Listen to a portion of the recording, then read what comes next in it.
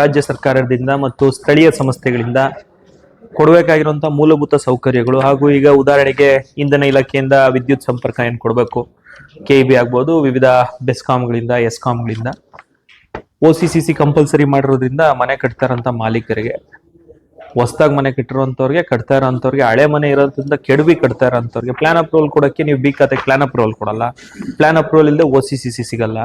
ಹಾಗಾಗಿ ಇದು ಸಾರ್ವಜನಿಕರಿಗೆ ಅತಿ ಹೆಚ್ಚು ಕಷ್ಟಕರವಾಗಿರೋದ್ರಿಂದ ವಿದ್ಯುತ್ ಇಲ್ಲದೆ ಯಾರು ಜೀವನ ನಡ್ಸಕ್ಕಾಗದೇ ಇರೋಂಥದ್ದು ಇವತ್ತು ಆ ಪರಿಸ್ಥಿತಿಗೆ ಬಂದು ಕೂತಿದ್ದೀವಿ.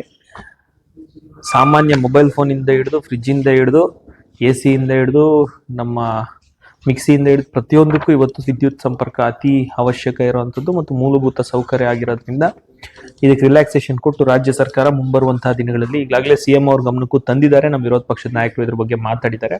ಈ OCCCಯನ್ನ ಏನು ಸರಿಯಾಗಿ ಪರ್ಯಾಲೋಚನೆ ಮಾಡದೆ ಕೋರ್ಟ್ ಆರ್ಡರ್ನ ಡೈರೆಕ್ಟ್ ಆಗಿ ಇಂಪ್ಲಿಮೆಂಟ್ ಮಾಡಿರೋದನ್ನ ಹಿಂಪಡೆದು ಅದಕ್ಕೆ ಪೂರಕವಾಗಿ ಫಸ್ಟ್ OCCC ಸಿಕ್ಕಂತ ಕೆಲಸ ಆಗ್ಬೇಕು, ಸಿಕ್ಕಿದ್ಮೇಲೆ ಆಮೇಲೆ ಅದನ್ನ ಇಂಪ್ಲಿಮೆಂಟ್ ಮಾಡೋಂಥ ಕೆಲಸ ಆಗ್ಲಿ, ಸಾರ್ವಜನಿಕರಿಗೆ ತೊಂದರೆ ಆಗ್ತಿರೋಂಥದ್ದನ್ನ ತಪ್ಪಿಸೋ ನಿಟ್ಟಿನಲ್ಲಿ ಸರ್ಕಾರ ಕ್ರಮ ಕೈಗೊಳ್ಳಿ ಅಂತ ಈ ಮೂಲಕ ಮುಖ್ಯಮಂತ್ರಿಗಳಿಗೆ ವಿನಂತಿಯನ್ನ ಮಾಡ್ತಾ ನಾವು ಇಡೀ ಪಾರ್ಟಿ ಡೆಲಿಗೇಷನ್ ಈ ಬಾರಿ ಸದನದಲ್ಲೂ ಇದನ್ನ ತಗೊಂತೀವಿ. ಇದಕ್ಕೆ ಮುಂಚೆನೂ ಜಾರ್ಜ್ ಅವ್ರಿಗೂ ಮತ್ತು ವಿವಿಧ ಸಚಿವರಿಗೂ ಇದ್ರ ಬಗ್ಗೆ ಸಂಪೂರ್ಣವಾಗಿ ಮಾಹಿತಿಯನ್ನ ತಲುಪಿಸೋ ನಿಟ್ಟಿನಲ್ಲಿ ಕೆಲಸವನ್ನ ಮಾಡ್ತೀವಿ.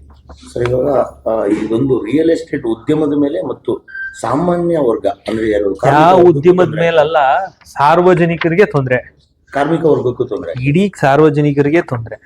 ಆಲ್ ಎಲ್ಲಾ ವರ್ಗದವರು, ರೈತರಿಗೂ ಕರೆಂಟ್ ಬೇಕು, ಕಾರ್ಮಿಕರಿಗೂ ಕರೆಂಟ್ ಬೇಕು, ಬಿಸ್ನೆಸ್ ಮ್ಯಾನ್ಗೂ ಕರೆಂಟ್ ಬೇಕು, ಇಲ್ಲೆಲ್ಲರಿಗೂ ಡಾಕ್ಟರ್ಗೂ ಕರೆಂಟ್ ಬೇಕು, ಲಾಯರ್ಗೂ ಬೇಕು. ಹಾಗಾಗಿ ಪ್ರತಿಯೊಬ್ಬರಿಗೂ ಬೇಕಾಗಿರುವಂಥದ್ದು ಮೂಲಭೂತ ಸೌಕರ್ಯ. ಇವತ್ತು ಅದಿಲ್ಲದೆ ಜೀವನ ನಡೀದೇ ಇರೋಂಥ ಪರಿಸ್ಥಿತಿ ಬಂದಿರೋದ್ರಿಂದ ಅದರ ಬಗ್ಗೆ ಸೂಕ್ತವಾದಂಥ ಪರಿಶೀಲನೆಯನ್ನ ಮಾಡ್ತಾರೆ ಅಂತ ಅನ್ಕೊಂಡಿದೀನಿ. ಮುಖ್ಯಮಂತ್ರಿಗಳು ಅತಿ ಶೀಘ್ರವಾಗಿ ಒಂದು ಒಳ್ಳೆ ನಿರ್ಧಾರ ತಗೊಂತಾರೆ ಅಂತ. ಈ ಸರಿ ಸದನದಲ್ಲಿ ಇದ್ರ ಬಗ್ಗೆ ಖಂಡಿತವಾಗ್ಲೂ ಚರ್ಚೆ ಆಗೇ ಆಗತ್ತಲ್ಲ ಸರ್. ಅದ್ರ ಬಗ್ಗೆ ಏನು ಮೂಲಭೂತ ಸರ್ಕಾರದಲ್ಲಿ ನಾವು ಇವತ್ತು ಚುನಾಯಿತ ಪ್ರತಿನಿಧಿಗಳಾಗಿರುವಂಥದ್ದು ಸಾರ್ವಜನಿಕರ ಸಮಸ್ಯೆ ಮಾತಾಡ್ಲಿಕ್ಕೆ, ಇಂಥ ಸಮಸ್ಯೆ ಮಾತಾಡಿಲ್ಲ ಅಂದ್ರೆ ನಾವು ಆಯ್ಕೆಯಾಗಿನೂ ಪ್ರಯೋಜನ ಇಲ್ಲ. ಹಾಗಾಗಿ ಖಂಡಿತವಾಗ್ಲೂ ಅದನ್ನ ಮುಂದೆ ಇಟ್ಟು ಅದಕ್ಕೆ ಪರಿಹಾರ ಕಲ್ಪಿಸೋ ನಿಟ್ಟಿನಲ್ಲಿ ನಮ್ಮ ಪ್ರಾಮಾಣಿಕ ಪ್ರಯತ್ನ ಇದ್ದೇ ಇರುತ್ತೆ.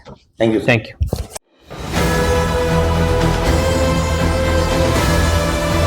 ನಿಮ್ಮ ವಾಣಿ, ಇದು ಕನ್ನಡಿಗನ ಧ್ವನಿ.